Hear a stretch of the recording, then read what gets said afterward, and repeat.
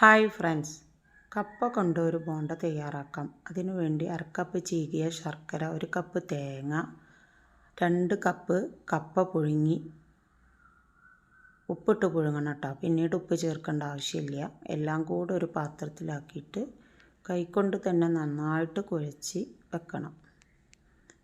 പിന്നീട് വേറൊരു പാത്രത്തിൽ 2 കപ്പ് മൈദയും 1 നുള്ള് ഉപ്പിട്ട് 1 സ്പൂണ് അരിപ്പൊടിയോ റവയോ ചേർക്കട്ടോ. ക്രിസ്പി വേണമെങ്കിൽ മാത്രം ചേർത്താൽ മതി.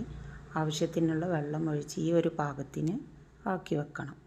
അതിലേക്ക് ഫില്ലിങ് ഓരോരോ ബോൾസായിട്ട് ഉണ്ടാക്കി അതൊന്ന് ഈ മാവിൽ ഡിപ്പ് ചെയ്ത് നല്ല ചൂടുള്ള വെളിച്ചെണ്ണയിലേക്ക് ഓരോന്നായിട്ട് ഇടണം. ഇടയ്ക്കൊന്ന് ഇളക്കി കൊടുത്ത് ബ്രൗൺ നിറമാവുമ്പോൾ നമുക്ക് കോരിയെടുക്കാം. ഇപ്പോൾ കപ്പ ബോണ്ട റെഡിയായിട്ടാ. നല്ല ടേസ്റ്റാണ്, പെട്ടെന്ന് ഉണ്ടാക്കാൻ പറ്റും. എല്ലാവരും ഒന്ന് ചെയ്ത് നോക്കിയിട്ട് ലൈക്കും കമൻറ്റും ചെയ്യണേ.